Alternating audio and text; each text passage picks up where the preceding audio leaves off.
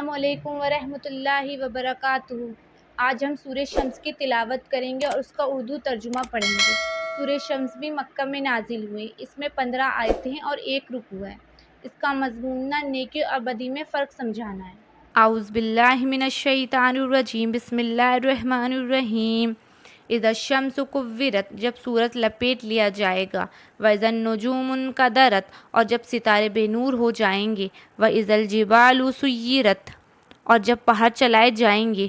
واذا العشار عطلت، اور جب دسماں کی حاملہ اونٹنیاں چھوڑ دی جائیں گی۔ واذا الوحوش حشرت، اور جب وحشی جانور اکٹھا کیے جائیں گے۔ واذا البحار سجرت، اور جب سمندر بھڑکائے جائیں گے۔ واذا النفوس زوجت، اور جب جانیں جسموں سے ملا دی جائیں گی۔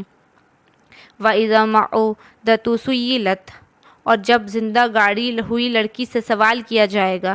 بأی ذنب قتلت، کہ کس گناہ کی وجہ سے وہ قتل کی گئی۔ واذا الصحف نشرت، اور جب نامے اعمال کھول دیے جائیں گے۔ واذا السماء انکشطت، اور جب آسمان کی کھال اتار لی جائے گی۔ واذا الجحیم سعرت، اور جب جہنم بھڑکائی جائے گی۔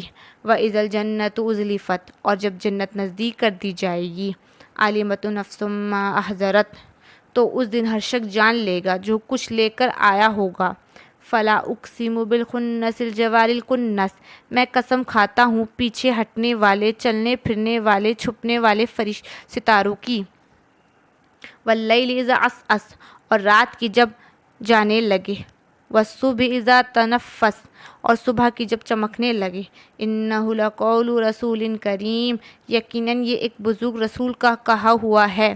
ذی قوۃ عند ذی العرش مکین، جو قوت والا ہے عرش والے اللہ کے نزدیک بلند مرتبہ ہے۔ مطاع ثم امین، جس کی آسمانوں میں اطاعت کی جاتی ہے، امین ہے۔ وما صاحبکم بمجنون، اور تمہارے ساتھی دیوانہ نہیں ہیں۔ وَلَقَدْ رَآهُ بِالْأُفُقِ الْمُبِينِ، اس نے اس فرشتے کو آسمان کے کھلے کنارے پر دیکھا بھی ہے۔ وَمَا هُوَ عَلَى الْغَيْبِ بِضَنِينٍ، اور یہ غیب کی باتوں کو بتلانے میں بخل بھی نہیں۔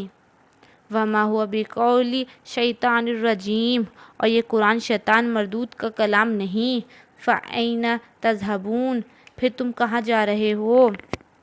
إِنْ هُوَ إِلَّا ذِكْرٌ لِلْعَالَمِينَ، یہ تو تمام جہان والوں کے لیے نصیحت نامہ ہے۔ لِمَنْ شَاءَ مِنْكُمْ أَنْ يَسْتَقِيمَ، اس کے لیے جو تم میں سے سیدھی راہ پر چلنا چاہے۔